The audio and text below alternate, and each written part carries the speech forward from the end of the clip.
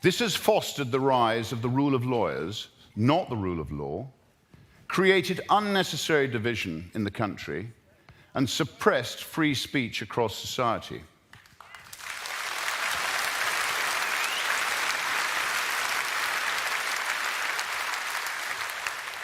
Terms like hate speech, transphobia, and Islamophobia have effectively obstructed dissent, any dissent. Doubt and victimhood have been encouraged, resulting in young people submitting to, rather than dealing with their problems, citing mental health issues.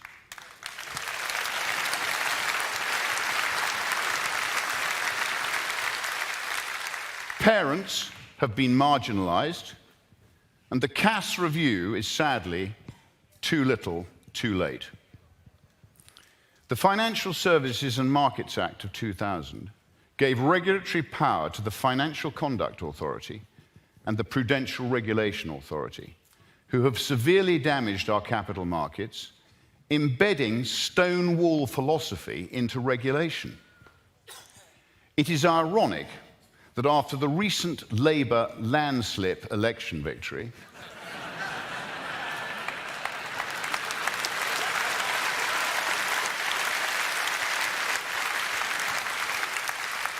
Rachel Reeves will not be able to manage the British economy without another quango, the Office for Budget Responsibility, signing off on her proposed business plan.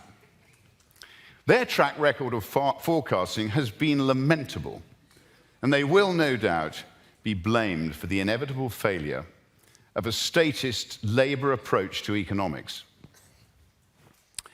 In 1997, Britain was in good shape, largely due to the Thatcher legacy.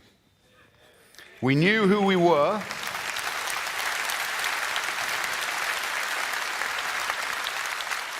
We knew who we were. We were still one country. We had sidestepped the euro thanks to Sir James Goldsmith's referendum party. Our public finances were in excellent shape. Taxes were one of the lowest in Europe. And public spending accounted for only 32% of economic output. Most importantly, the population was stable and immigration was under control. Today, national debt has exploded 500% to £2,770 billion. Public sector spending accounts for 46% of economic output. The private sector is being crowded out by the state. Mass legal and illegal immigration is out of control. And over 9 million people of working age do not work. Markets will soon exact their price for the folly of the last quarter of a century as a result of the failure of the two-party duopoly, Labour and the Tories. Both of them are jointly responsible with the civil service for undermining our constitution, deceiving the electorate, and feathering their own dishonest nests.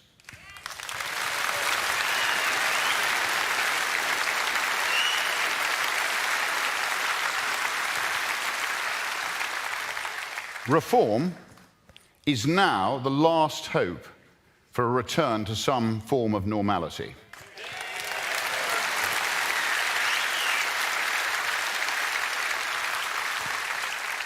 The majority will prevail over minorities, and 17.4 million people who voted for Brexit must be rewarded with delivery of the independent nation-state for which they presciently opted, against all the odds.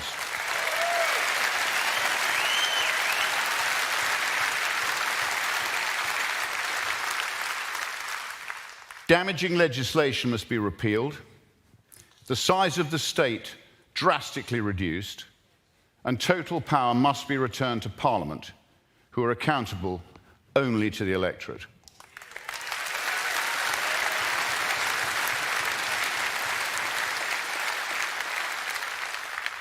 We have been living through a period of madness akin to the South Sea bubble. the Mississippi Scheme, and tulip mania. When men think in herds, go mad in herds, and only recover their senses slowly, one by one.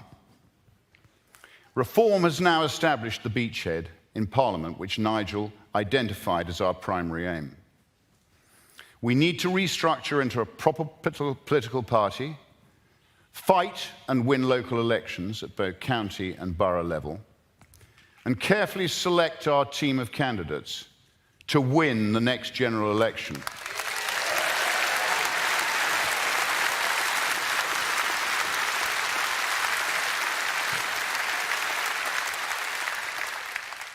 First past the post has its issues, but our 5 MPs have proved that we can win in that system. And when the dam bursts, it will do so spectacularly.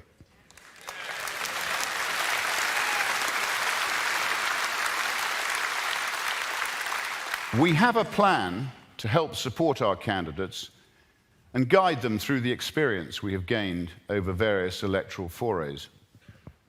They say experience costs money, and I have certainly found that to be true.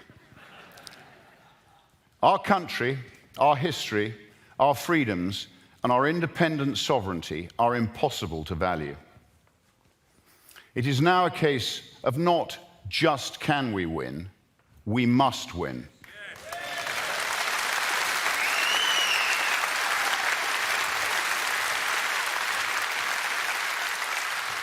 Then, and only then, can we deliver the changes that this country so desperately needs.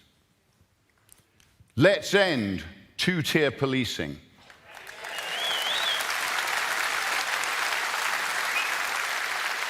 Ensuring that the law is applied fairly and equally to all.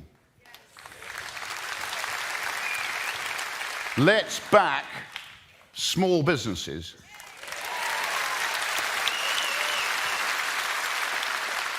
Raise the VAT threshold. Scrap IR35. And slash corporation tax.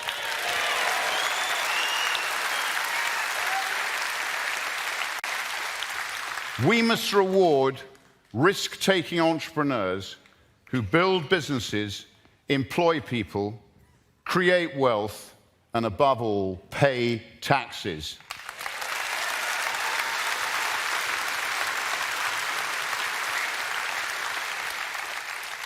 Maggie used to say, I am with the workers, not the shirkers. Well, let me tell you, I am with the workers too.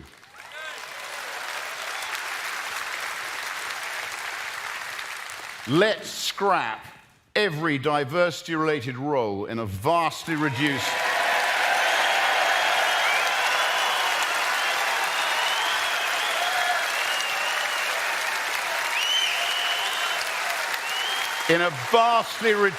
public sector and judge people on merit.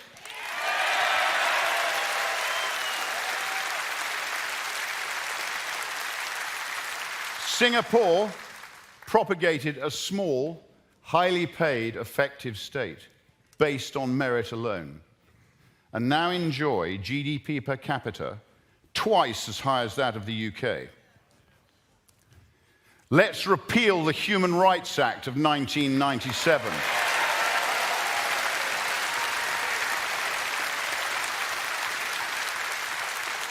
And leave the ECHR.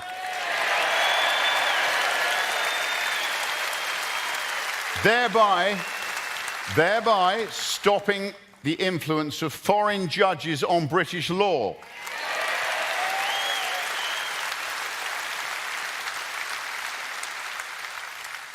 Let's investigate and repeal divisive legislation such as the Equality Act 2010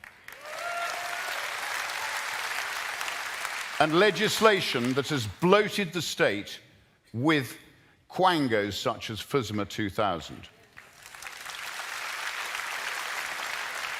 Let's stop the boats, ending the madness of thousands of unchecked ending the madness of allowing thousands of unchecked foreign young men into the country illegally.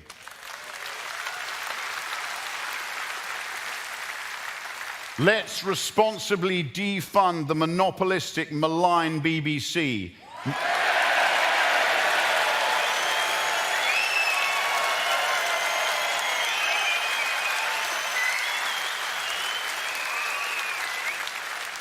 Making it a subscription service, and let the people decide its fate. Let's scrap 20-mile-an-hour limits. Low traffic neighbourhoods. End the war on motorists and allow free enterprise to flourish. Let's reverse devolution and restore our Act of Union. Scotland is now a dysfunctional example of failed devolution, funded by the English taxpayer through the Barnett formula, with Wales close behind. Less government must be better for all citizens. And finally, let's slash legal immigration.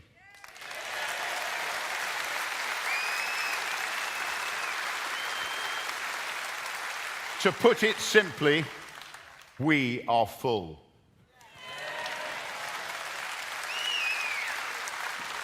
Only the best and the brightest who will contribute to our economy and, importantly, integrate into our society should be allowed in small numbers.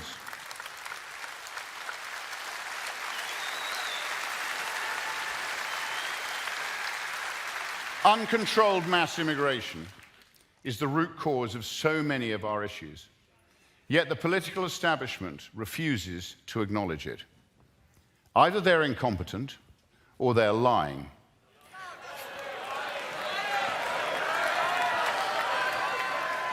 Fearing the failure of their misguided policy of a utopian multicultural society. As Margaret Thatcher said, after 9/11, the events of September the 11th are a terrible reminder that freedom demands eternal vigilance. And for too long, we have not been vigilant. We have harbored those who hate us, tolerated those who threatened us, and indulged those who weakened us.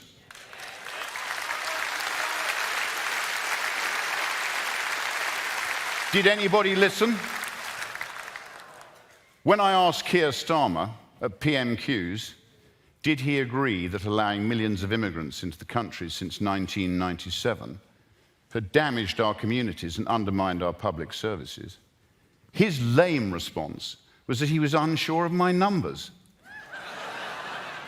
What was he questioning? Whether millions of people had entered the country since 1997? That is an undeniable fact, and it is of great concern that he does not seem to understand the electorate's legitimate and growing concerns.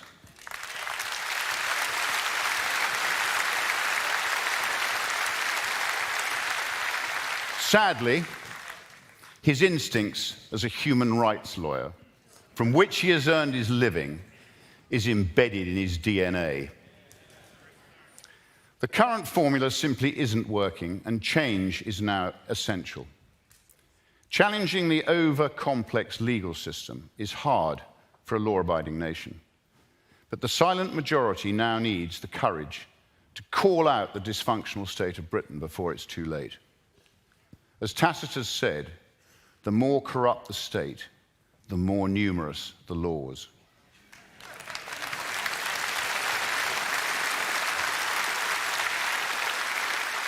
Our collective objective has to be a reform government between now and 2029, which represents the interests of the British people. As Winston Churchill said, the farther back you can look, the farther forward you are likely to see.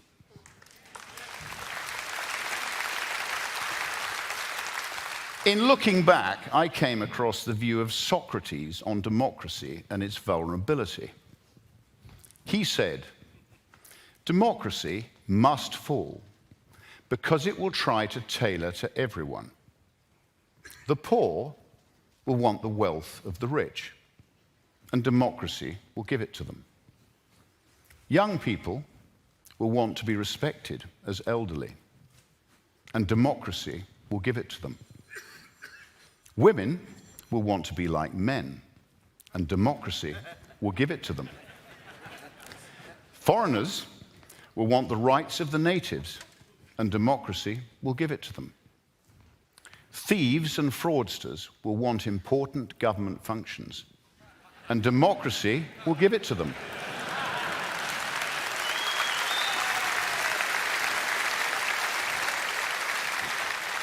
And at that time, when thieves and fraudsters finally democratically take authority, because criminals and evildoers want power, there will be worse dictatorship than in the time of any monarchy or oligarchy. Now is the time for the people of Britain to have the courage to speak out before they lose their freedom of speech, and their special way of life to whatever subversive forces are seeking to undermine us. Be it the European Union, the World Economic Forum, the United Nations, the billionaires, the World Health Organization, the Bilderbergers, the Council on Foreign Relations, crony capitalism, Tony Blair's socialist dream, or other malign forces.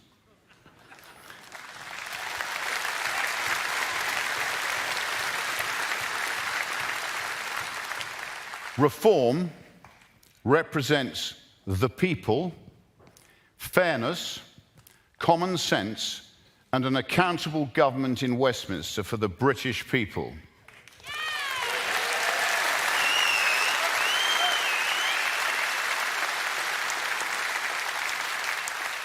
That cannot happen without seismic change. Please remember that the only thing for the triumph of evil is good for good men to do nothing. We must now collectively, but legally, bring the fight to them. Thank you. Thank you.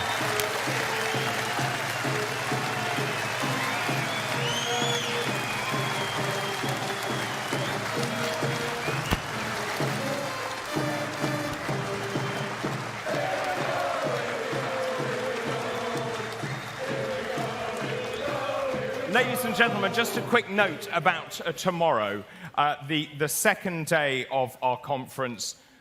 Tomorrow, if I could just have your attention, ladies and gentlemen, Nigel will round off tomorrow's conference at 1:30 with a keynote speech. That's 1:30 tomorrow. That is something you do not want to miss. So Nigel Farage rounding off day 2 of our conference. That is at 1:30 tomorrow. Whilst I'm on that note, your lanyards, please make sure you keep them. If you do not have them tomorrow, you will not be allowed access into the venue because security, as you know, is very tight indeed. Well, let's move on now, shall we, to our next speaker, the third of 5. He's been the Member of Parliament for Ashfield since 2019. Now, he was originally elected as a member of the Conservative Party. Yes. But he defected to Reform UK in March of this year and became our party's first MP.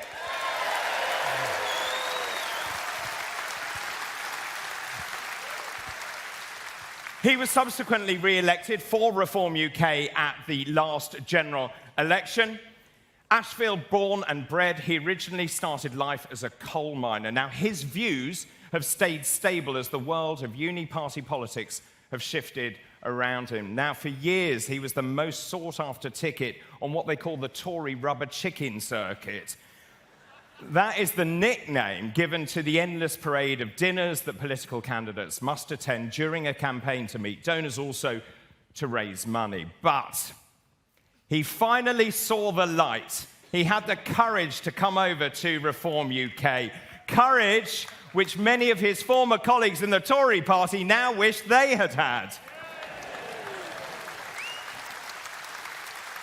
Ladies and gentlemen, please put your hands together and welcome Lee Anderson MP.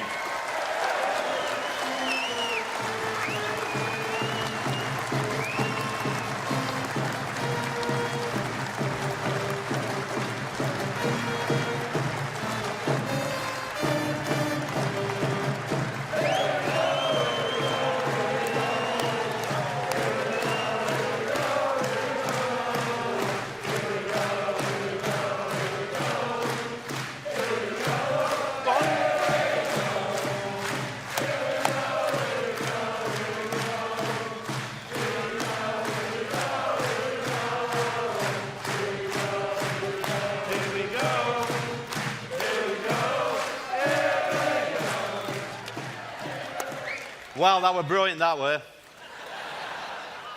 Welcome, conference. It is indeed a pleasure to stand here before the People's Army. And I want to thank each and every one of you for making the sacrifice to come in here for the weekend.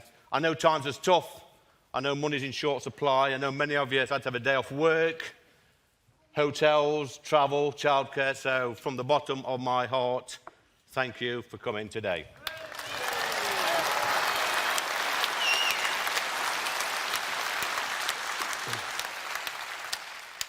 I want my country back.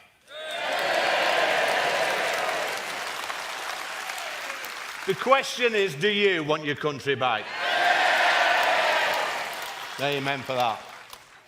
You know, I remember a time when our children went to school and they were taught how to read and write and become good citizens. They were not taught they could be a different gender. They did not have to sit down and listen to a 6'5" drag queen read stories to them. This has been happening under our watch in this country. It's an absolute disgrace. I want this nonsense to stop. Yeah. Let children be children. Let them grow and develop and learn and make their own mistakes. They'll figure it out when they get to 18.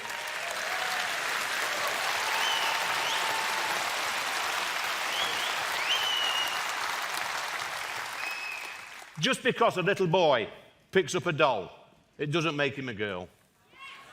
True. And just because a little girl kicks a football, it doesn't mean she wants to be a boy. I want my country back, and the country I'm talking about would not tolerate this nonsense.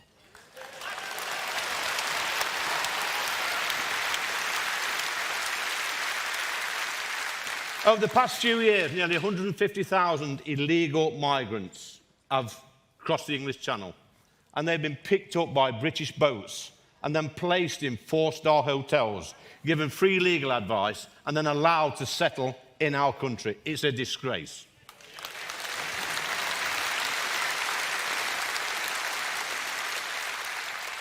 "90% of these arrivals are young men, some destined for a life of crime. We've seen it before. They've come into this country and committed all sorts of horrific crimes. And our governments have passed 3 acts of parliament to stop the boats, and they still keep coming. These men have broken into our country.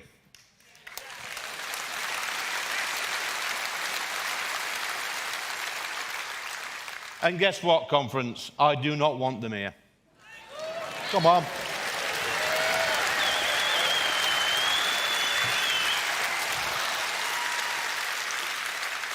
I want my country back, and the country I'm talking about would not tolerate this stupidity. You know what? Back in the 80s and 90s, in Ashfield, where I represent, the capital of common sense, it's true, it's true, I live there. If you applied for a council house back in the 80s and 90s, the council would give you 3 sets of keys and say, go and look at 3 houses and pick the one you want. Nowadays, 7,000 people on the council house waiting list in Ashfield. You've got literally no chance at all of ever getting a council house. And yet, Parliament thinks it's a good idea to let over 1 million people a year enter our country.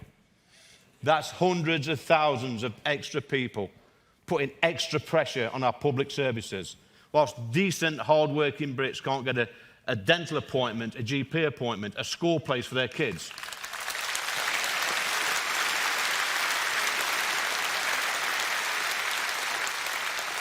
And these idiot politicians tell us that mass migration is a great thing and makes us all better off. Idiots, a lot of them. I want my country back, and the country I'm talking about would not tolerate this stupidity. Now then, this gets better. Believe me.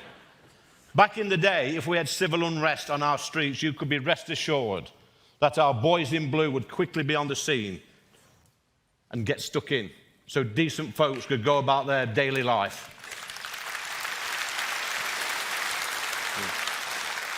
Just imagine telling people in 1984 on the picket lines, on the miners' picket lines, I was there with my dad and my family. Just imagine telling the police and the striking minds at that time that fast forward 40 years and we'd see a load of undernourished, vegans, grey-haired, yeah, armed with a Just Stop Oil high-vis vest and a dangerous pair of Jesus sandals. Yeah. Entering London and bringing the whole capital city to a standstill, whilst the Metropolitan Police stood by and did nothing apart from dance the Macarena.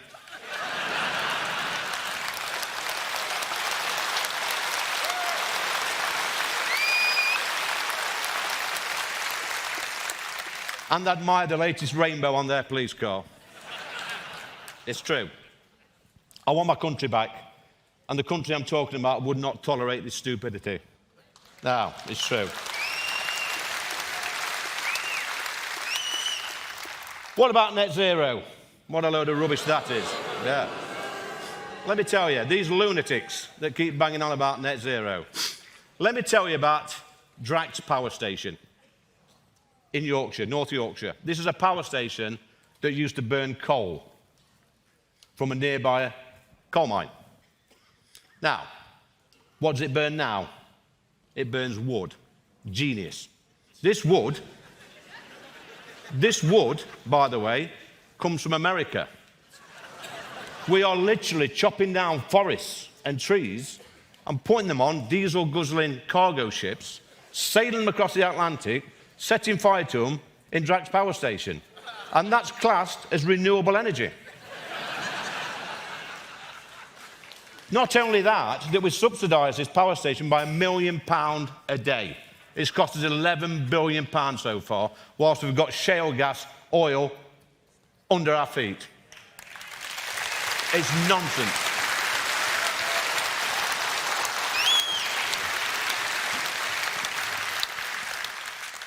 In March this year, I think it was March, might have been April, March this year, I became the Reform UK's first ever Member of Parliament. Yes, okay.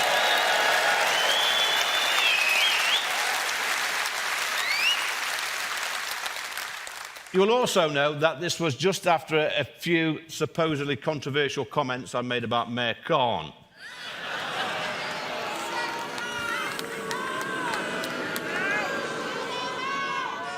I like to think of it as constructive criticism. In my opinion, he has given our capital city away and he should be thoroughly ashamed of himself.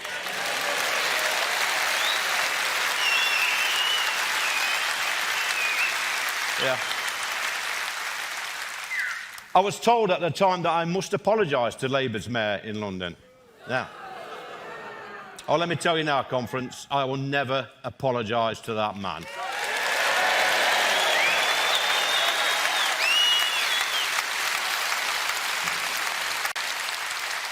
Let's look at his track record.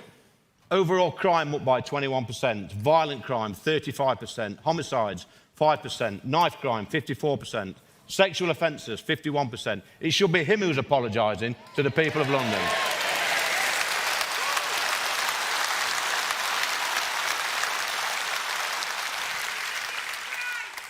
A disgrace, you're right. He's got the cheek to tell us that he doesn't feel safe in London. Yeah, let that sink in. He's got bodyguards, armoured car, 24-hour security. He's in charge of the Met Police, and he doesn't feel safe. How does he think the 10 million people that live in London feel under his leadership?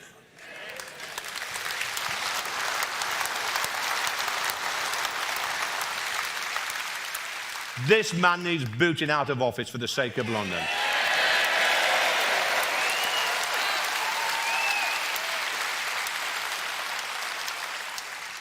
In July of this year, I became the Reform UK's first ever elected Member of Parliament.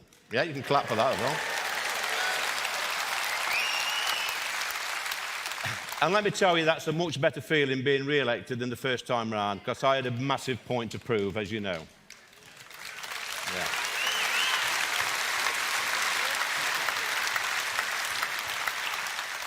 But, conference, the greatest achievement during my political career was in 2022, I was voted the worst man in Britain by the Daily Mirror. Yeah.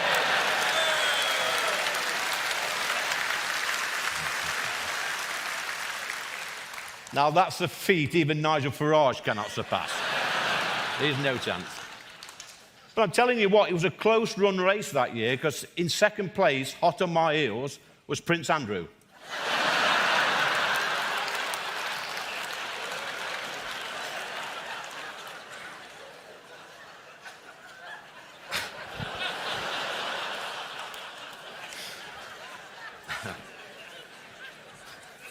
Even I find it funny, and I've read it about 20 times. So. Yeah, the Daily Mirror criticised me for my stance on the England side taking the knee. Nobody should be taking the knee to Black Lives Matter.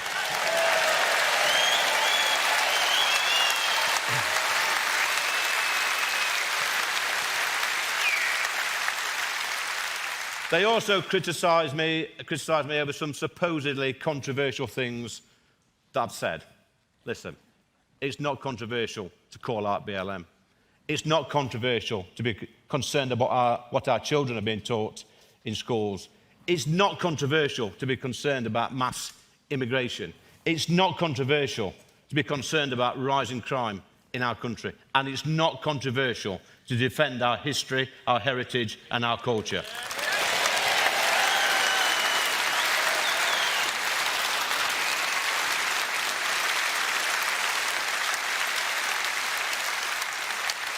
Let me tell you this, friends, our great country is a gift to the world. Look, it really is.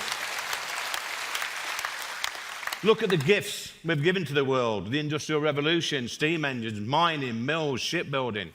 Did you know that the UK has invented 51% of all the inventions in the world over the past 1,000 years?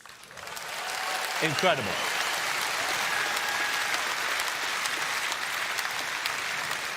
We are the greatest country in the world when it comes to inventions, yet we cannot invent anything to stop the small boats.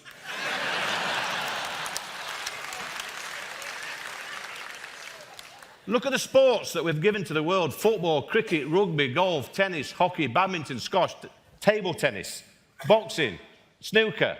The list goes on and on. Look at culture: D.H. Lawrence, Wordsworth, Keats, Byron, Shakespeare, Dickens, Tolkien, Orwell, Jane Austen, Ian Fleming, C.S. Lewis, George Eliot, and the greatest cultural hero of our time, Jim Davidson. Where is he? Where are you, Jim? Where is he?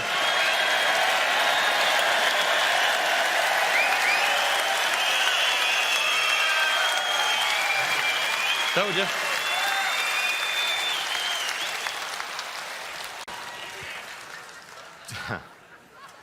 He didn't know about that. Just look how great we are as a nation. Yet Parliament seems determined to give all that away and apologise for our past. Now, my message is simple. We are a great country. And if you do not like our history, our heritage, our culture, then clear off. Yeah?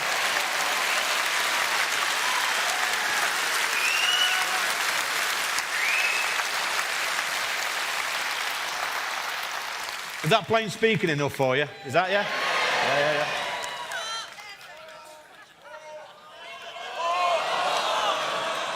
Yeah. Okay, a bit more. Let's be honest, friends. We have made mistakes in the past. And when we make mistakes, we must apologise.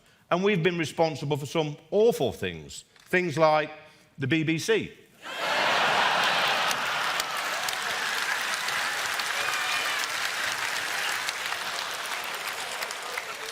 You know, just a few weeks back, they sent me a reminder for my TV licence, and some of you may have seen that I ripped it up online, and hey, yeah. Listen.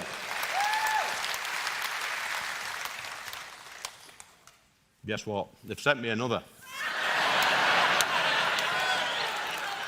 Now, what do you think we should do with this? Huh?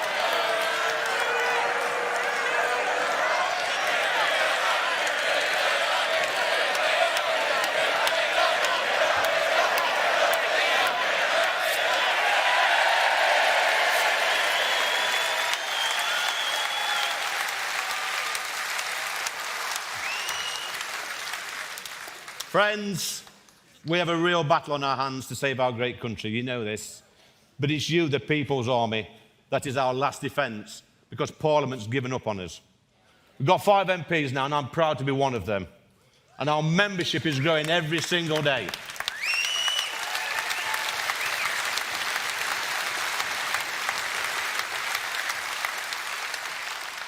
Next year, we're going to win hundreds of seats, council seats across the country. That's a fact.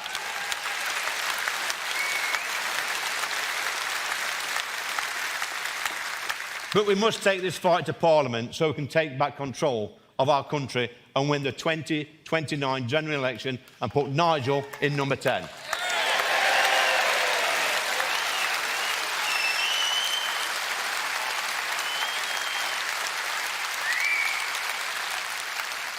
Friends, we can do this, but we can only do it if we stand strong. The establishment absolutely hate us. They want us gone, but we're going nowhere.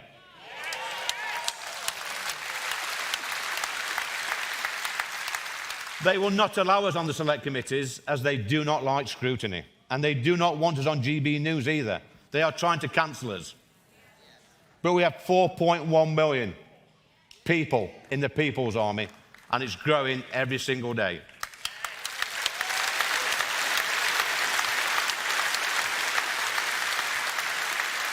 Listen, the mainstream parties are scared of us, and so they should be, because we're coming for them at every single ballot box in the country. Friends, stay strong, keep the faith, spread the word, and together we will get our country back. Thank you.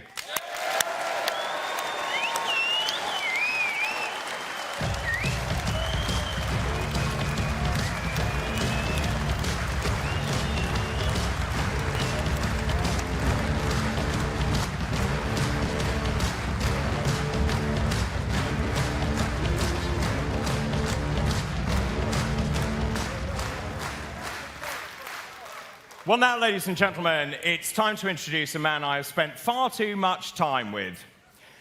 He's a friend, he's a colleague, he's a confidant.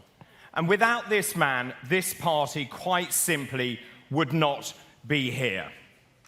He single-handedly kept this party afloat when times were tough. In fact, I still blame him entirely for the reason I'm on this stage.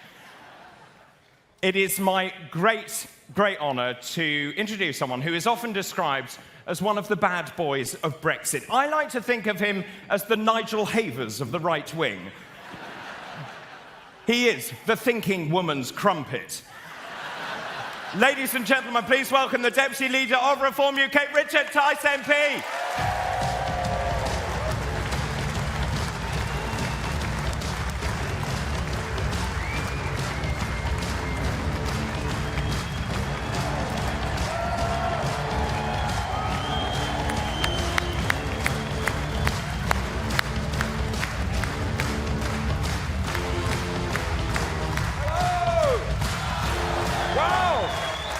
Wow! What a party! What fun! Hello, fellow reformers. It's fantastic to see so many of you here. Many of you will have been here on the 30th of June, during the general election campaign. They said it couldn't be done. They said we might get 1. We got 5. Thanks to you and 4.1 million other people across our great United Kingdom. And firstly, I just want to reiterate the thanks to all of you being here. It's incredible, the time, the money, the commitment that you give. And we've achieved, and we are achieving, something absolutely extraordinary. In my own constituency that no one forecast could be won, I overturned the biggest ever Conservative majority of 25,500 people. And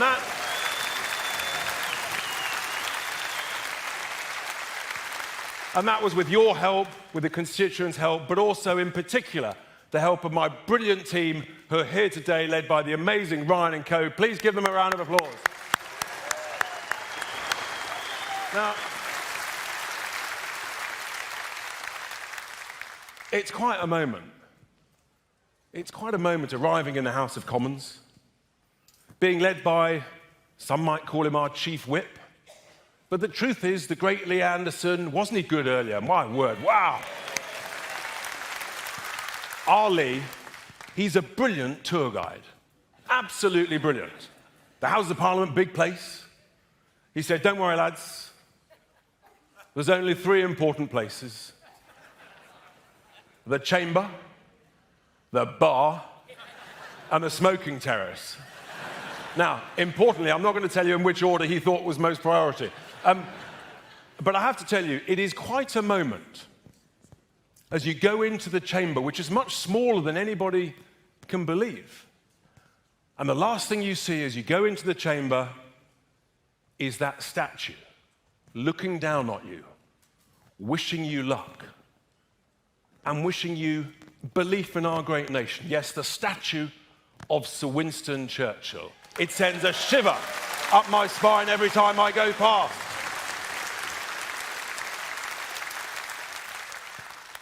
And we've had some fun in the chamber. I've spoken about 16 times, and we've been holding this government to account, and there's all sorts of procedures. You have to bob up and down like a yo-yo. God, I sat there for 4.5 hours, bobbing up and down, and Lee tells us what to do, the brilliant Lee. And let me tell you, we talk about thanks. But when Lee Anderson had the courage, the conviction, the passion, and the belief to make that huge leap, when he looked me in the eye back in February, he shook my hand and he said, Richard, let's do it. We did it, and that was the moment.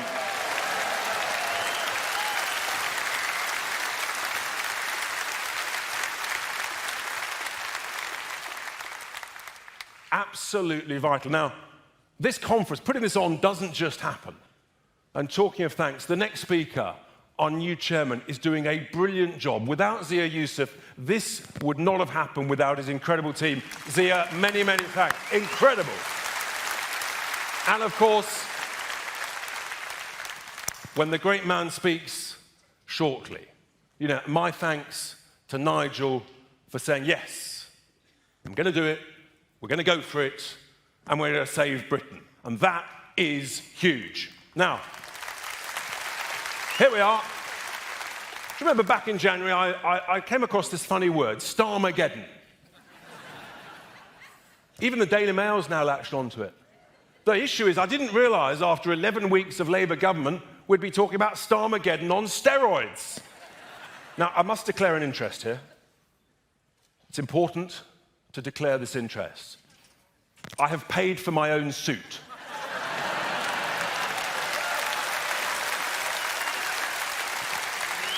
Who knew?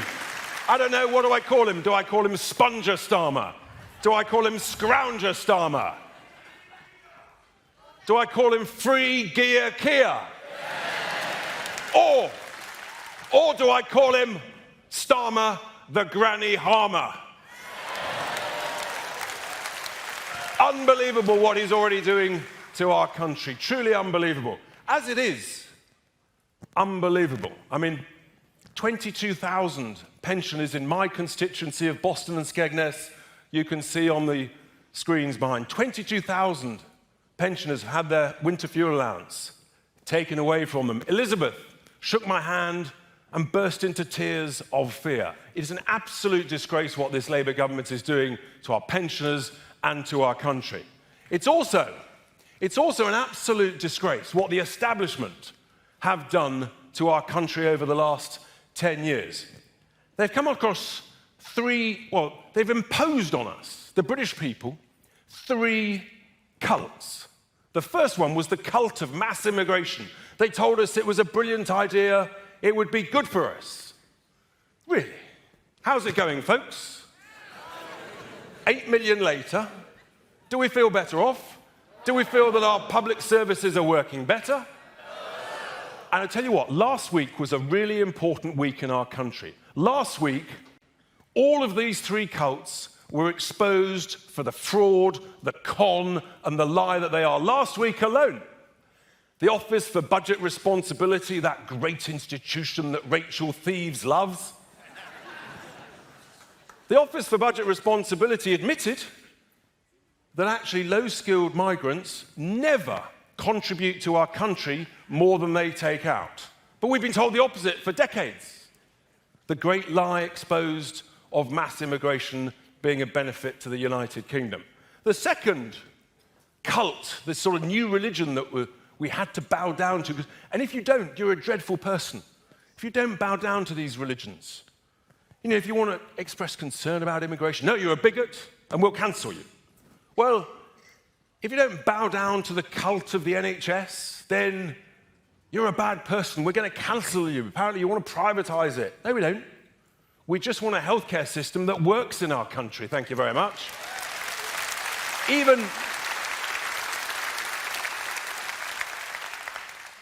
a lovely lady here earlier came up to me and said, I'm a retired nurse. And she said, you're so right when you spoke to Wes Streeting in the House of Commons last week after this Lord Darzi report exposed again the great lie that the NHS is the envy of the world. Tragically, it's not. The truth is the outcomes and the performance and the waiting lists are amongst the worst in the world. The great lie was exposed last week. The good news is Wes Streeting, the health secretary, he agreed with me in the House of Commons when I said the NHS needs reform. The truth is the country needs reform.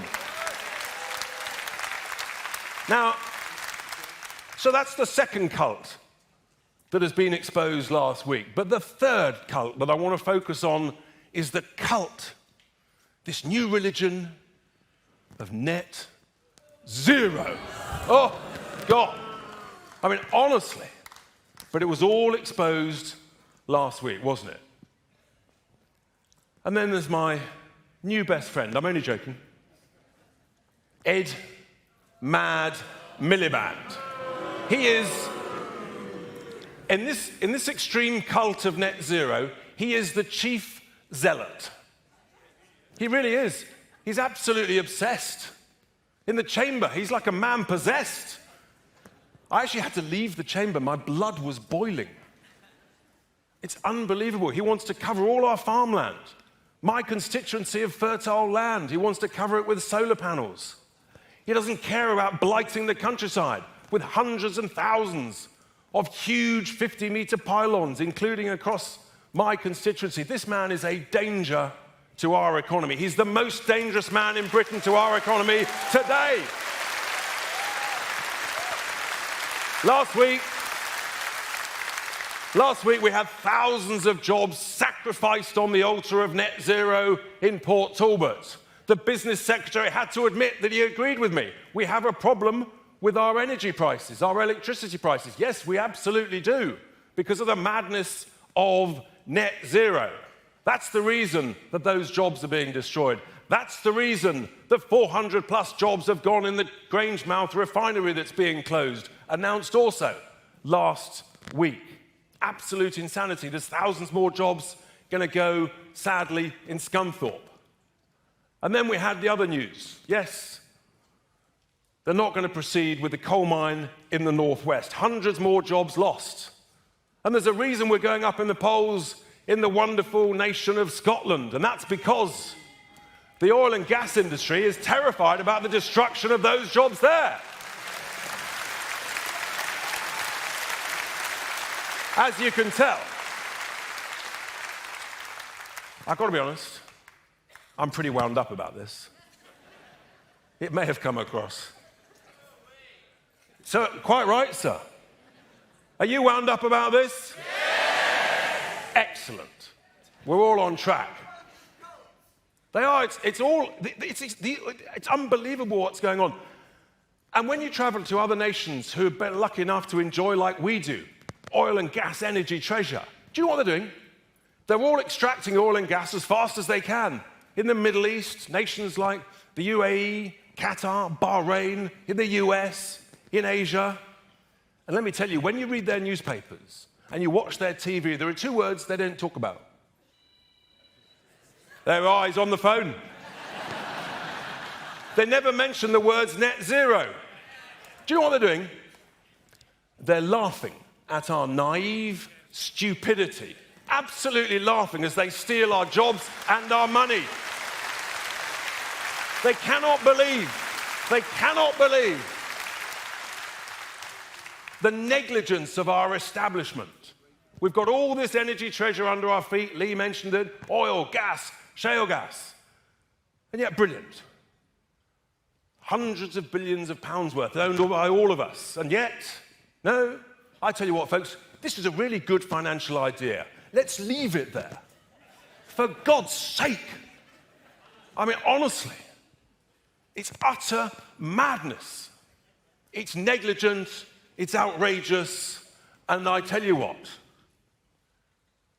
here's a good reason to win the next general election. And under Nigel and Zia's leadership, I believe, I know, and with your help, I know that we will.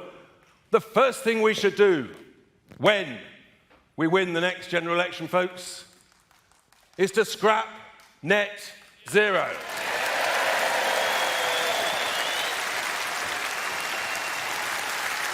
And I tell you what, I'm putting all of those people on notice, every single one of you, all of you, who are receiving subsidies from us, the taxpayer, for all these net zero projects. The moment we scrap net zero, all of these subsidies, they stop. End of terminato finito. So, hello, that's the establishment cutting me off. They don't like what I'm saying. That's what's going on. Extraordinary. We have to do this. We have to win. You heard wonderful words from Ant Middleton just before lunch, talking about our great country, the foundation based on Christianity, the fact that, sure, we can welcome smart immigration, but all those who come here, who want to enjoy the benefits of this great nation, you do so by playing by our rules, our game, including, and we have that sense of fair play. When people say, what do you mean by the British culture, the British sense of value? I always go back to that sense of cricket, that sense of fair play. And Lee talked about the great sports that we invented, like so many other things. I could go on, but time is pressing. Zia's waiting, Nigel's waiting. But let's just finish with a message of optimism, of hope. I believe we can save this great country. Do you? Yes! Are you sure? Yes! Can we win the next general election? Yes! Then let's do it. Thank you very much.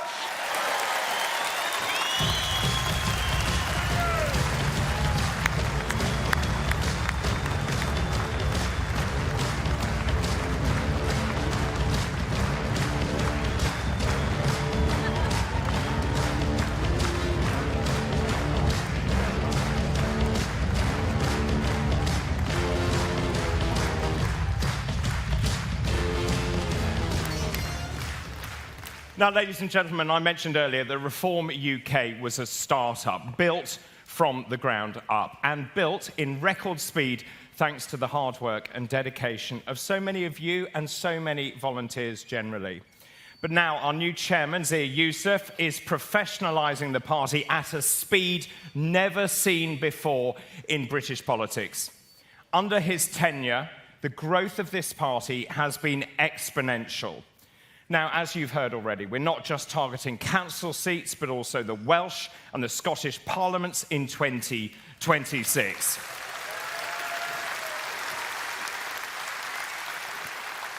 And the polls look really good. The polls have already shown we're on track to win anything up to 20+ seats in Wales and anything up to 10 seats in Scotland.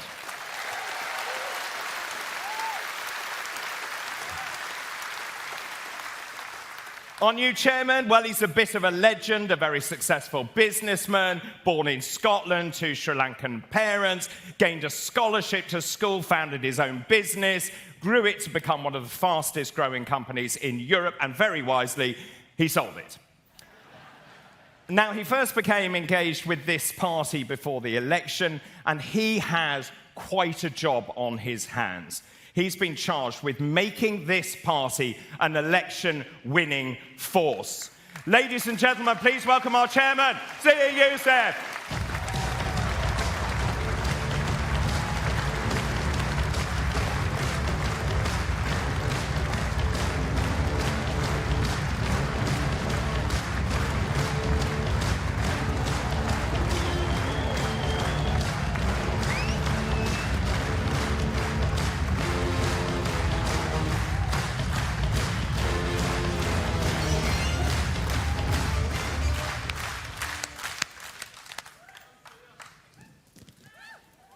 Hello, Reform UK!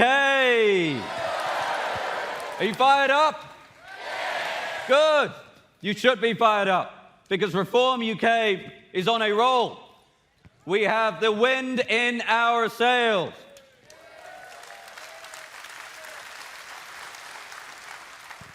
We are now polling at 18%, up from 14% at the general election just a couple of months ago. We've opened hundreds of Reform UK branches across the country. Our membership has surged to 80,000 people as patriots like you, ladies and gentlemen, join our movement.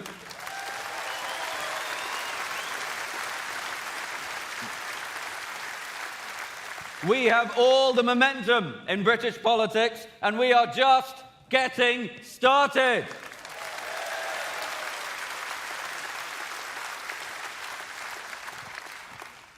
But we meet, ladies and gentlemen, at a time of great peril for our country.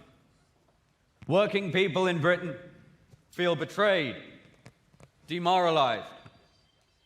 They see the nation and the culture that we love being robbed from underneath us. Many of them fear walking to the local store lest they fall victim to the knife crime epidemic the Westminster elite are too cowardly to curtail.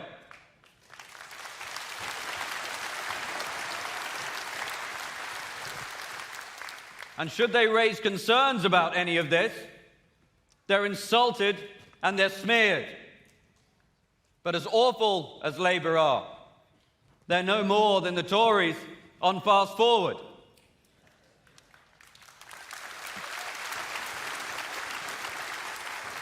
Both parties leave our border open, explode the size of the population, raise taxes, drive fuel bills up, release violent criminals from jail early, and put foreign citizens above their own.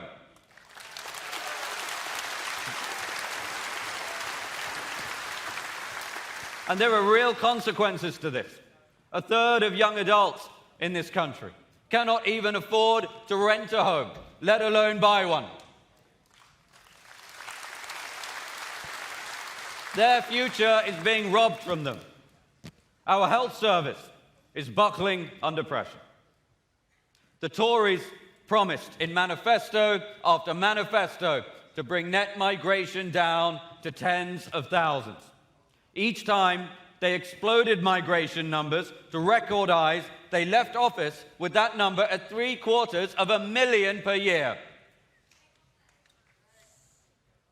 The Tories told us what we wanted to hear, and then they betrayed every value their voters elected them to uphold.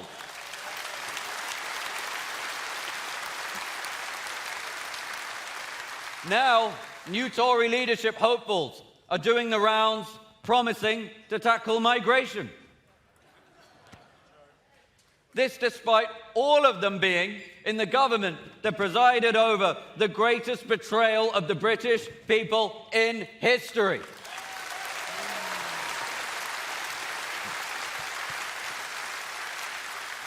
Shameless does not begin to describe it. As a result, ladies and gentlemen, the country we love is spiraling downward, spiraling like a spluttering aircraft with multiple engines on fire, spiraling as a result of successive Tory and now Labour regimes. But there remains time to put those fires out, to refuel midair. There remains time to soar to new heights.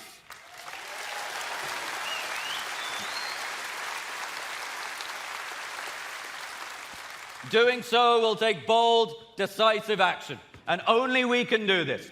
Only Reform UK can do this.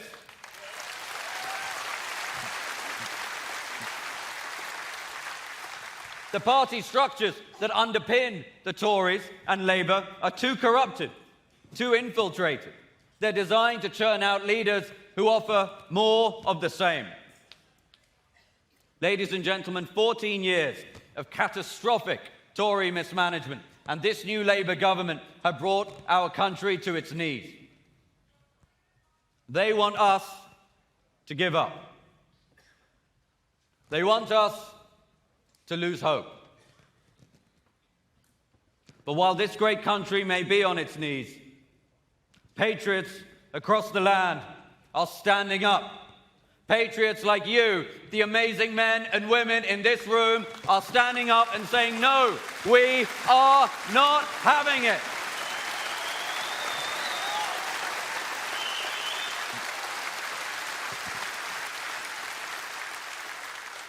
We are building a movement in this country, the likes of which has never before been seen. We are organizing, mobilizing, galvanizing. We are going to build a grassroots election-winning machine.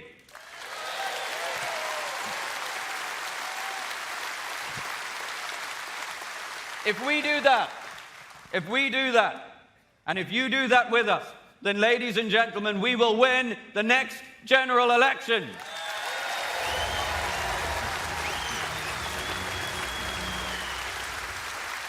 And as we embark on the next chapter of this extraordinary voyage together, let us remind ourselves why we are all here, why we must succeed on our mission. British values that undergird our very civilization have come under all-out assault. It is down to us, it is down to you, to protect and celebrate the miracle of British values. These are the values of equality before the law, the presumption of innocence, freedom of speech, freedom of religion. These are the values that have been exported across the globe. They've given rise to the United States, to Canada, to Australia. British values are the foundation on which human ideas come to flourish.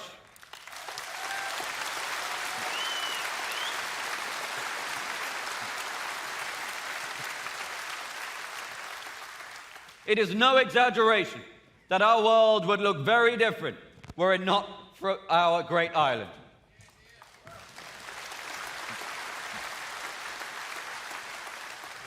You know, prior to 1928, hospitals were full of people who would die of blood poisoning from a simple cut or scratch. Doctors powerless to help. That wasn't until in September 1928, when a professor of bacteriology at St. Mary's Hospital in London returned from holiday. He set about sorting through some Petri dishes when something caught his eye. That professor was called Alexander Fleming.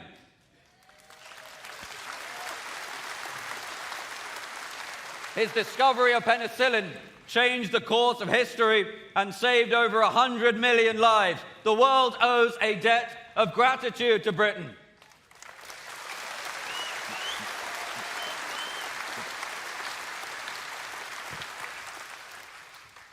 We have blazed a trail for the world, not just in science, but in the arts and in literature. We gave the world William Shakespeare and Jane Austen, George Orwell and J.K. Rowling.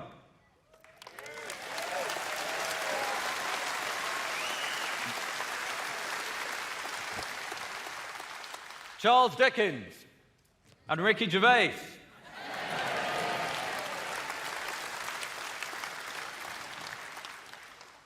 British values are the ultimate gift to us. Gifts from those who conceived of them, and then the millions who laid down their lives to protect them for us. Let us not forget the sacrifices made for us to preserve this gift.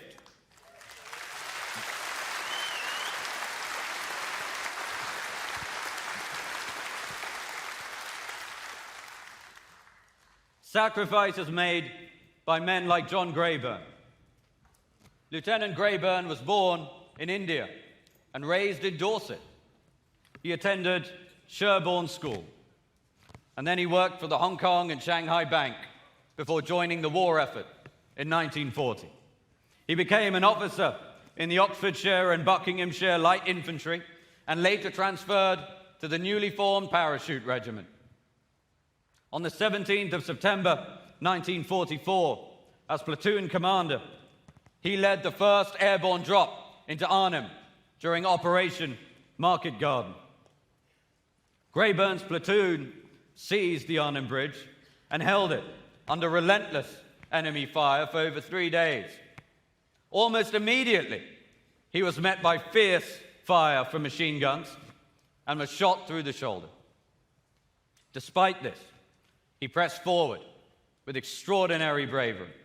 Despite having no cover, Lieutenant Greyburn continued to lead his men until the casualties became so overwhelming he was ordered to withdraw. Refusing to abandon his post, he personally directed the retreat. He insisted on being the last to leave the bridge. The enemy, recognizing his astonishing determination, resorted to extreme measures, using tanks and demolition charges. Finally, an enemy tank approached at such proximity to his position that it became impossible to hold. He was defenseless. Undeterred, Lieutenant Greyburn stood up in point-blank range of the tank and personally directed the withdrawal of his men to the main defensive line to which he had been ordered. 80 years ago to this very day, Lieutenant Greyburn was killed in action, and he was posthumously awarded the Victoria Cross.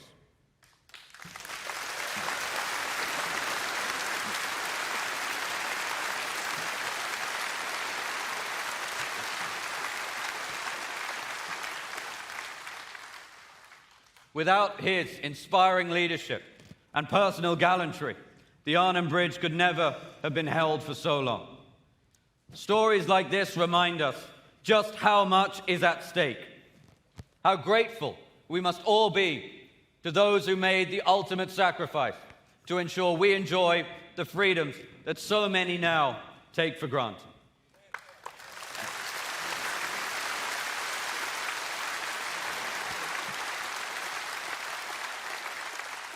Which is why we need patriots like you and across the country to work hard with us to save our nation. We cannot do this without your help.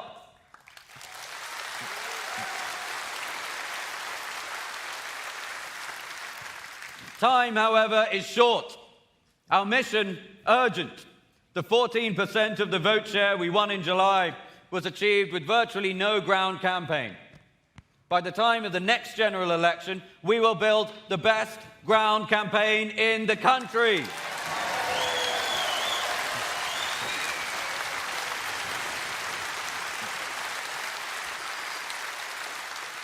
The enthusiasm and energy that reform has is already unsurpassed.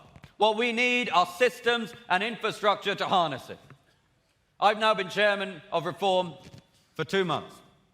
In that time, we've seen our membership surge to 80,000.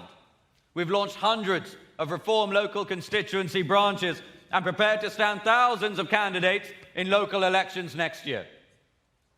By 2029, Reform UK will be ready to be the party of government, and a Prime Minister Farage will embark on the most ambitious and bold reforms this country has seen in our lifetime.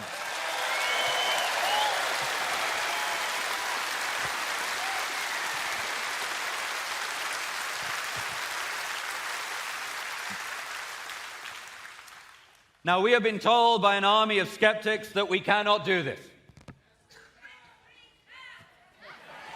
We've been told that the rotten two-party system is the only show in town. Those same cynics say we could never escape the vice-like grip of the European Union. Those same cynics said we could never win parliamentary seats. Nigel Farage has already proved those doubters wrong in the way only he can.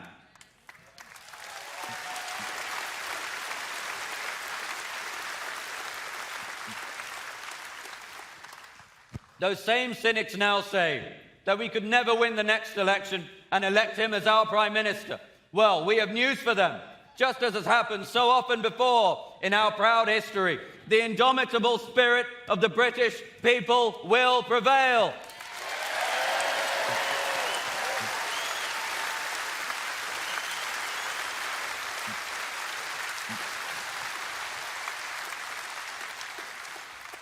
Our great country has seen darker times than this, and each time the British people have risen to master that moment.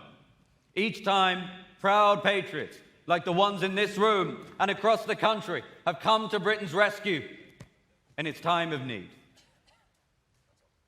Each time, Britain has emerged rejuvenated and stronger than ever.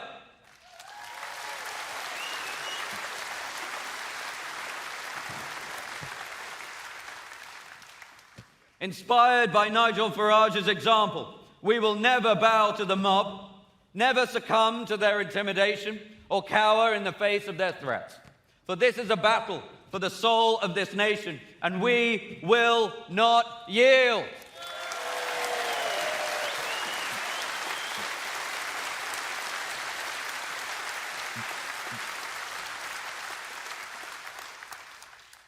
We know in our hearts that this country can be saved. What we can achieve together is limited only by what you believe to be possible. Reform has unparalleled enthusiasm. We must now build the infrastructure to harness it. And we cannot do this without you. So we ask that if you can, please get involved in your local branch, volunteering to help knock on doors, deliver leaflets, and turning out the vote. This will be pivotal in our success.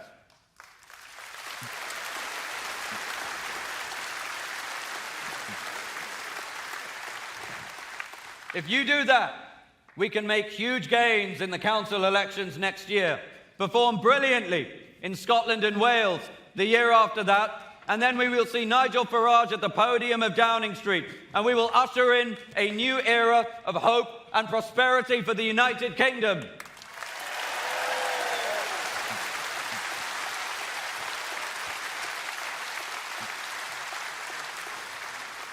A Prime Minister Farage will secure our borders, freeze migration, defend and celebrate British values, stop the boats, get the knives off our streets, cut energy bills, and put British people first. We will turn this ship around. We will save this country. We will return Britain to being the poised and powerful country we know it can be, and we will leave a Britain for our children of which we can be proud. Thank you very much, Reform UK.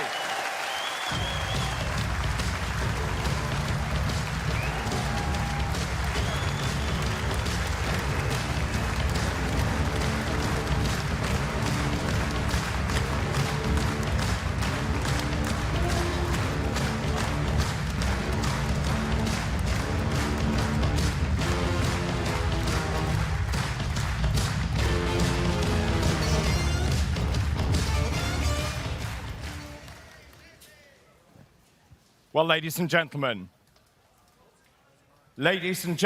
now it is time for our final speaker.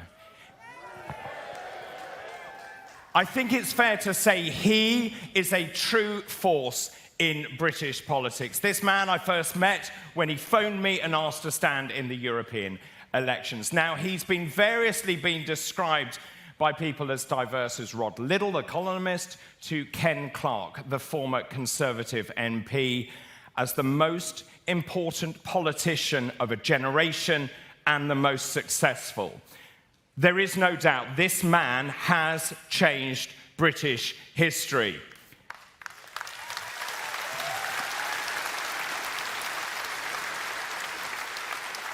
I'll tell you one more thing. The latest polling now places this man as the most popular leader in the United Kingdom.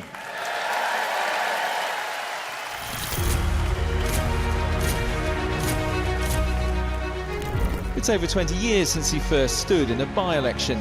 He missed out then, but he made it to the European Parliament, where he established his own style. Would you buy a used car from this commission? I'm asking for 10 seconds. Who are you? I'd never heard of you. Nobody in Europe had ever heard of you. You all laughed at me. Well, I have to say, you're not laughing now, are you? June the 23rd go down in our history as our Independence Day. There's some breaking news. In the last few moments, Nigel Farage has tweeted this. He said, I'll be making an emergency general election announcement. I'm coming back as leader of Reform UK, but not just for this election campaign. I'm coming back for the next 5 years. The massive result for Nigel Farage, not just a win, but a very clear one.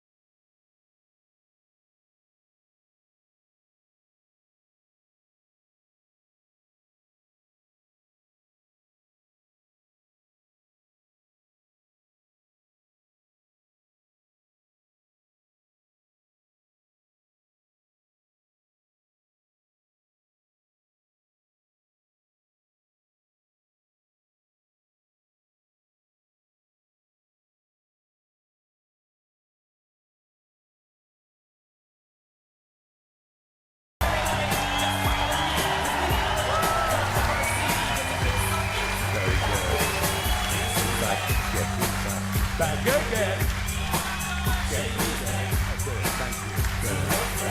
Very lucky, fantastic.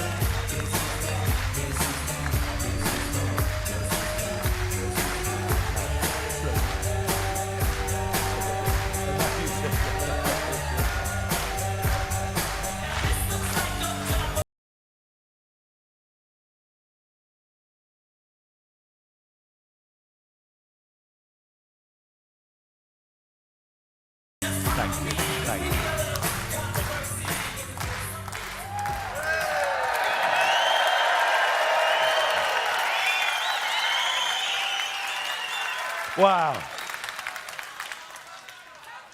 Now, just give me a second. Just give me a second.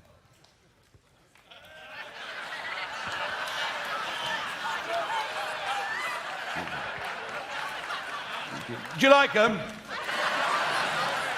Very expensive. But guess what? I bought them myself. How about that?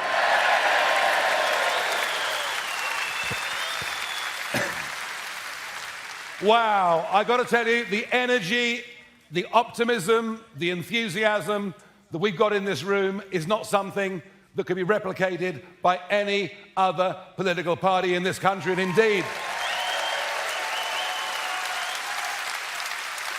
I wonder whether there's ever been a party conference in this country with this level of energy and fun.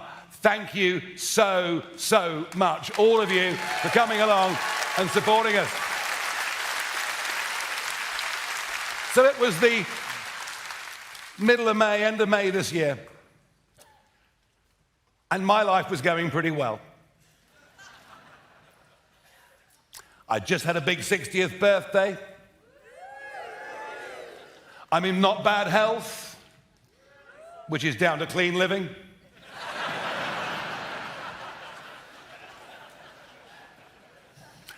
Great job 4 nights a week at GB News, which I was loving.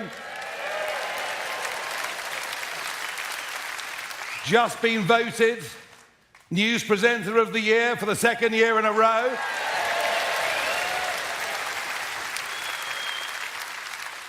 And I had not 1, but 2 grandchildren on the way. The first of whom, I'm delighted to say, was born on June the 23rd, Brexit Day. How about that? So I was doing well, making money, no pressure, no stress, no abuse from the press. Life couldn't have been better. And then Rishi Sunak calls a snap general election. And I think to myself, given the short time period, is there anything I can do? And actually, would I want to do it? Would I want to give up a really comfortable, easy life and one that involved weekends off? Would I want to give it up? And would it be possible in such a short time frame? Well, I thought to myself, we've just had 14 years of Conservative government. And the last few years, since Boris won in 2019, has been one of a complete breach of trust with the British public on a truly historic scale. And I felt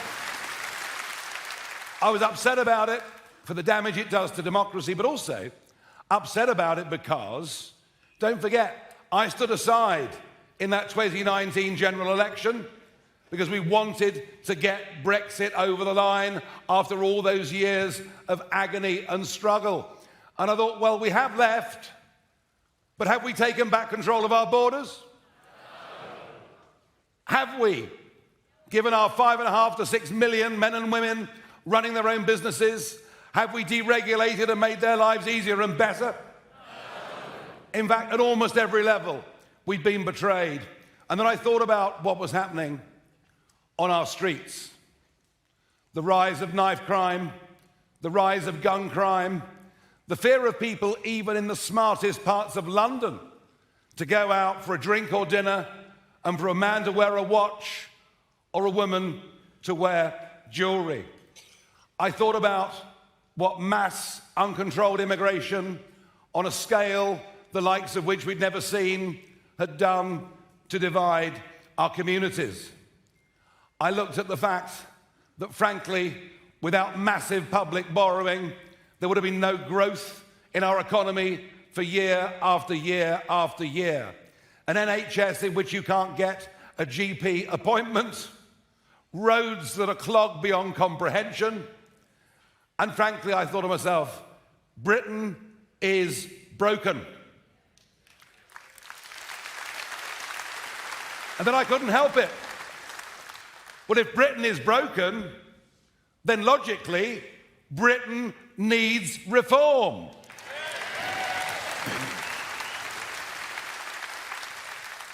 So I was really in a terrible quandary as to what to do, genuinely. And then I went down to Dover for a day. I went and joined Richard up in Skegness, Lee, in his constituency of Ashfield. And I began to have people in the street walking up to me, speaking to me as if almost I was letting them down by not giving up my lovely life.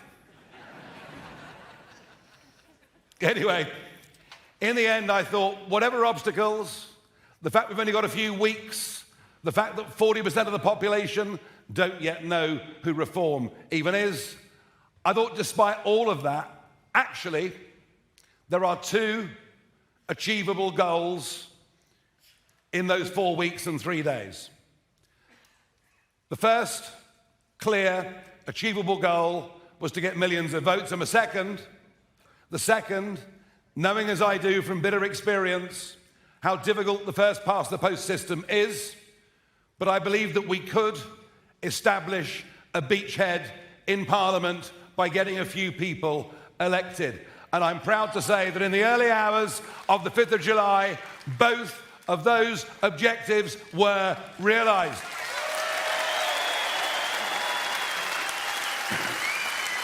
And that is,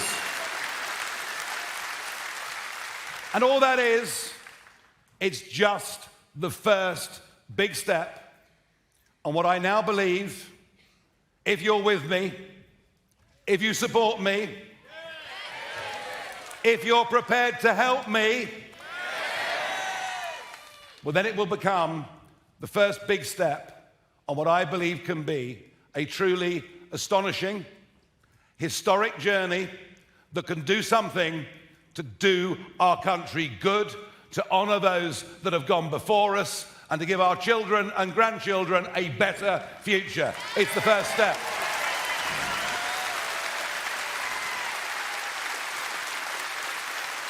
Now, we could have done better. We could have done better, but at that stage of the game, and this is absolutely not knocking Richard and what he did to keep this thing alive for all those years, we weren't big enough. Give Richard a round of applause. Go on.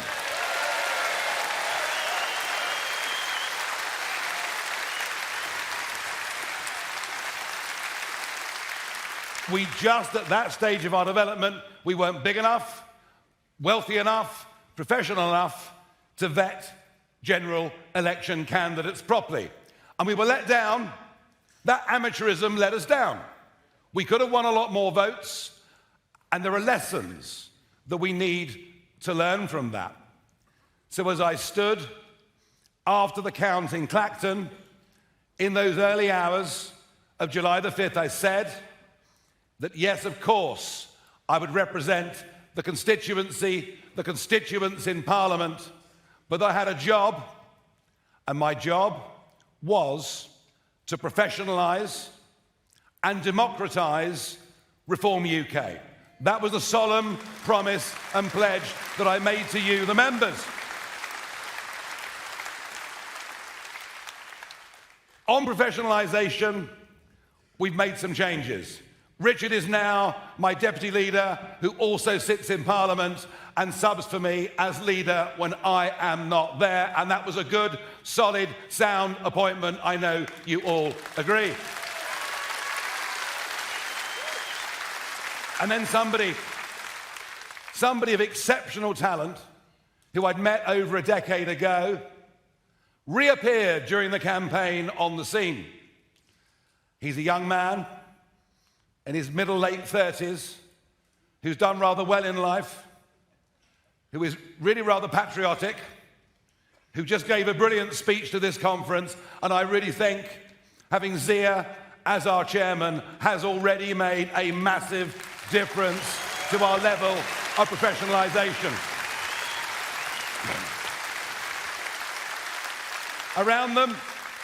Around them are a small but very professional team. Just look at what they put on in this conference. Isn't it truly incredible? Isn't it beautifully done? And we're recruiting right now to get full-time regional managers and regional organisers. So I feel that my promise to professionalise the party is now on track. I also promise you that in future we will be vetting candidates rigorously at all levels. I promise you that. We haven't got time, we haven't got room for a few extremists to wreck the work of a party that now has 80,000 members and rising by hundreds every single day. Amazing. But it's on the democratisation of the party where perhaps I've been the most criticised, although, having said that, I'm quite used to being criticised with virtually everything. Any major, terrible event that happens in the country is clearly my fault. It's lucky I don't care, isn't it, really? They can write what they like. I don't care, because I know what I believe in.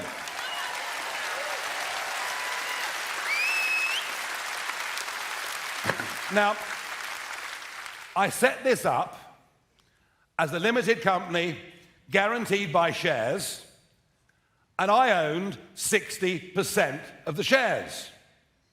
Now, I could make a joke and say that it led to streamlined decision-making, but I did it for two reasons. One, we had no time to get established, and it needed somebody of experience to make decisions, right or wrong, and that structure allowed me to do that. But secondly, I did it because new or nascent political parties are vulnerable to being hijacked by extremist groups and bad actors. And all the while I had control of it, that could never happen. That could never happen. Because we don't want extremists. We don't want bigots. We don't want people who think that way, because we represent the silent, decent majority of this great country that we live in.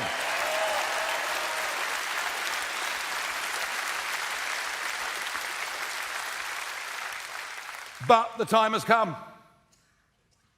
The infant that Reform UK was has been growing up.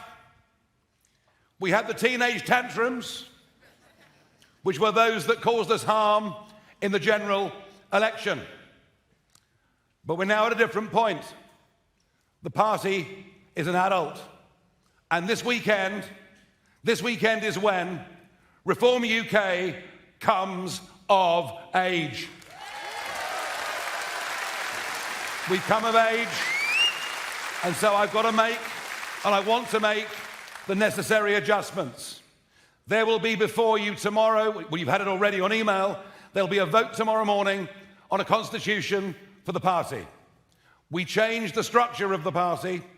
No longer will it be a company guaranteed by shares, but a company limited by guarantee. It'll be a non-profit making organisation, and I will not be the shareholder. In fact, do you know who's going to be the shareholder of Reform UK?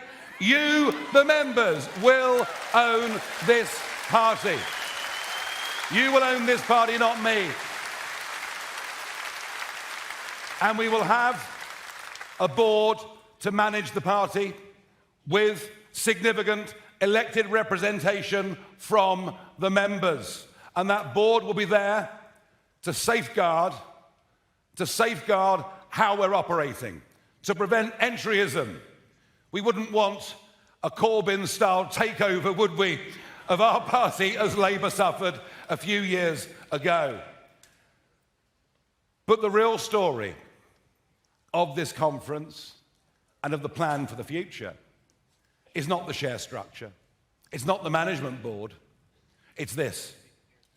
We have already set up, and we are in process of setting up right now, across the country, and bear in mind we've done this in 2 months, 266 constituency associations. That is an incredibly fast move. But we need those branch associations in literally every constituency in the land. I went up in the campaign to Sunderland to do a public event. It was organised at 48 hours' notice, and 1,000 people arrived. It was incredible. And we were there in Sunderland, where they don't generally like people from Newcastle. But we had Sir John Hall, who was there, who's here with us today. Welcome, Sir John. It's lovely to see you. And really good to see you. And John said to me, and he's getting on a bit, but he's done a few things in life, and he's rather bright. He said to me, the problem is these 1,000 people, you remember, they'll all go home and not know anybody else. And it's really what Ant Middleton was talking about this morning. It's about building teams. It's about having unity. And it's through the branches that we get these structures. It's through the branches that we raise money. It is through the branches that we find the necessary candidates to fight elections. It is through the branches that we actually become part of the local community, not just a national political party. And there is a template for this. Now, I never thought I'd say this, but we have to model ourselves on the Liberal Democrats. Now, that doesn't mean that you'll see me cascading down waterfalls. And I won't behave in a way that I think is particularly stupid, even if others think I do. Now, the Liberal Democrats build branches. The Liberal Democrats win seats at district, county, and unitary level. The Liberal Democrats build on that strength. The Liberal Democrats put literature and leaflets through doors repeatedly in their target areas. And despite the fact they haven't got any policies at all, in fact, the whole thing's really rather vacuous, isn't it? But they managed, with a vote much lower than ours, to win 72 seats in Parliament. So not only am I giving you the shares of the party, I'm actually giving you the responsibility for making this a success. Whatever we do,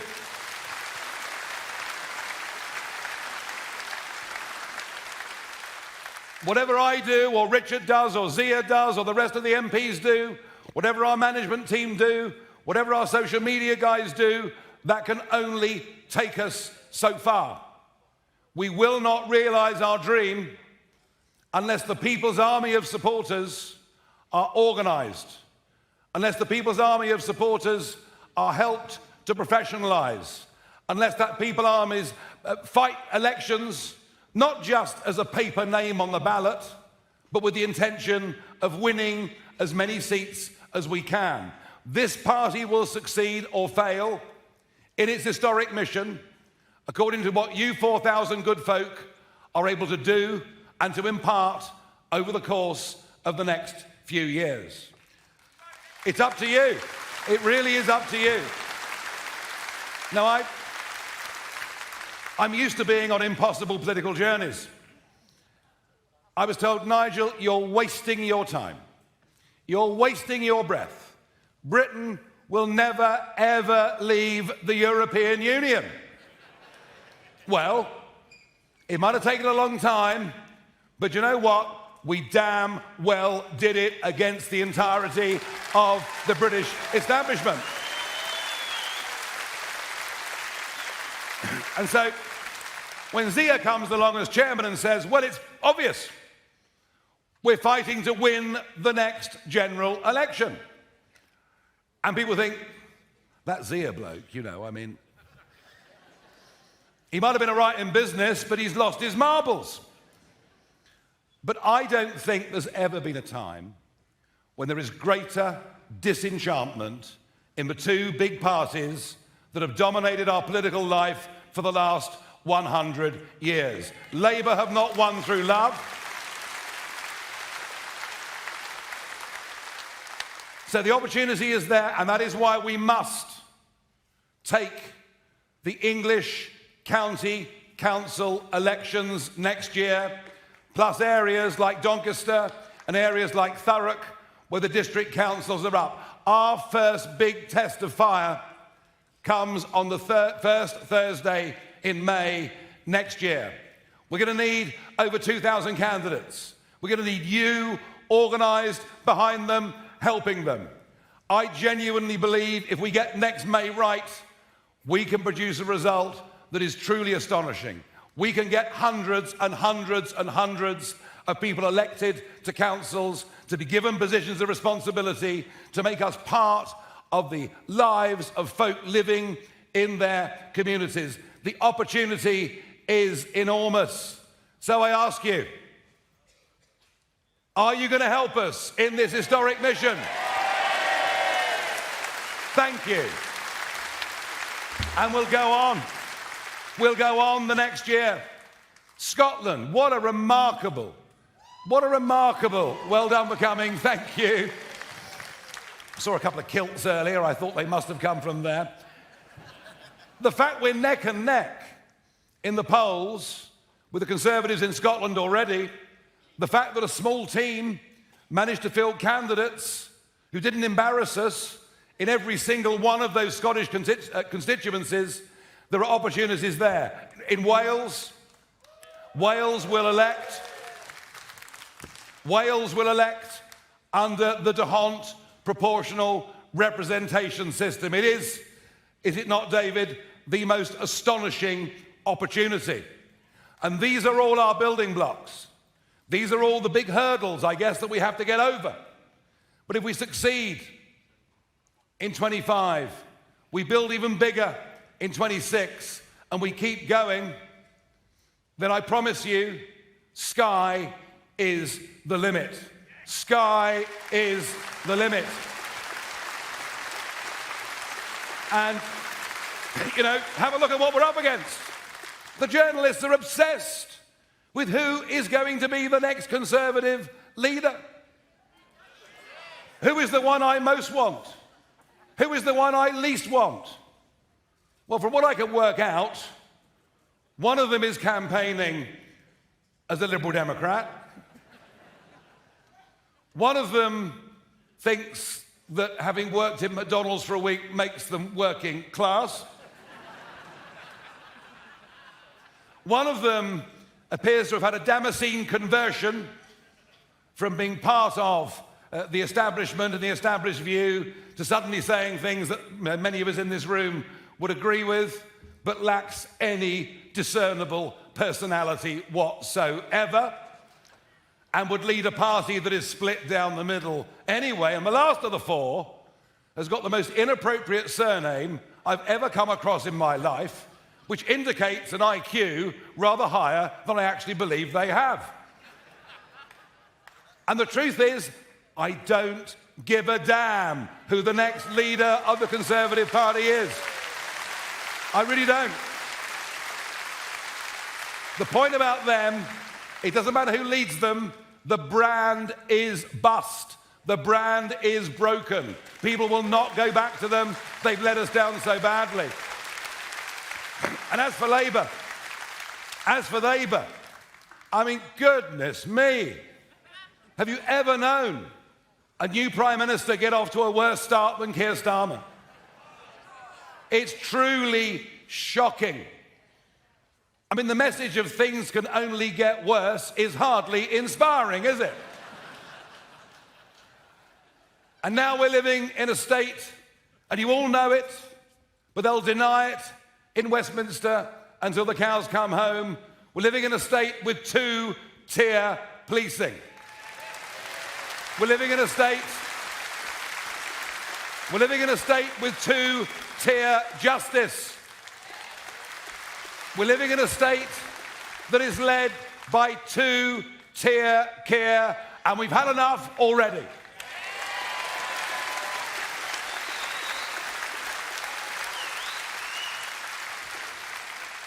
1 in 4 of those that voted Labour in the general election on July the 4th, 1 in 4 already say they are considering, they are inclined to vote for Reform UK. Already.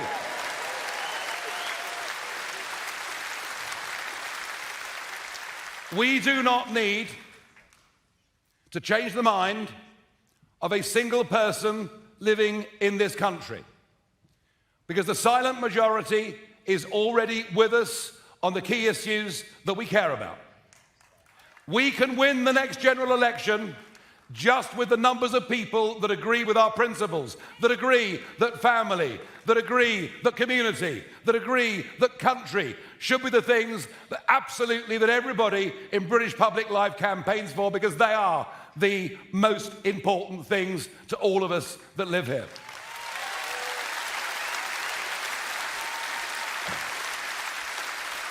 No.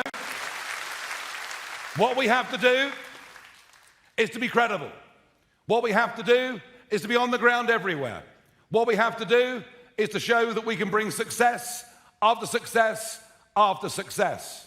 If we do those things, we genuinely can. I never thought I'd say this, but I genuinely believe we can change the future of politics. We can change the future of our country.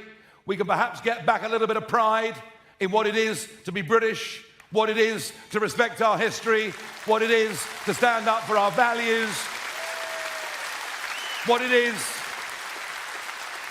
to understand the Judeo-Christian culture underpins everything we are, everything we've ever stood for, everything we believe.